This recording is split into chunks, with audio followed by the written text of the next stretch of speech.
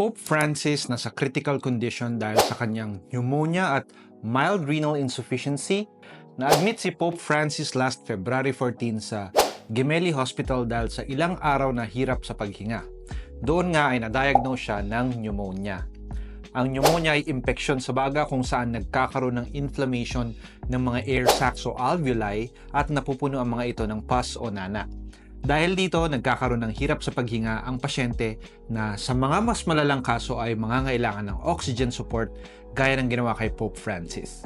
Kasama sa hirap sa paghinga ay meron ding ubong may plema, lagnat, panghihina ng buong katawan at panginginig ang mga pasyenteng may pneumonia. Usually na nagdudulot nito ay mga bakterya gaya ng Streptococcus at Klebsiella, ngunit pwede rin magdulot ng pneumonia ang mga viruses at fungi.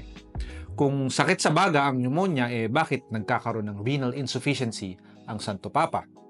Ang pinaka-common na cause ng acute kidney injury o renal insufficiency ay mga infections.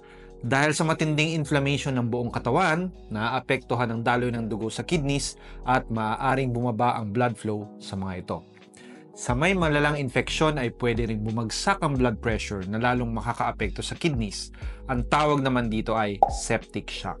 Kadalasan ay tumataas ang creatinine at pwede rin kumonti ang ihi ng pasyenteng may acute kidney injury. Mas mahirap gamutin at common ang complications ng pneumonia sa mga matatanda gaya ni Pope Francis dahil mas mahina na ang kanilang mga immune system at mga organs nila in general. Ang good news ay, bumabalik naman sa dati ang kidney function kapag nagamot ang pneumonia.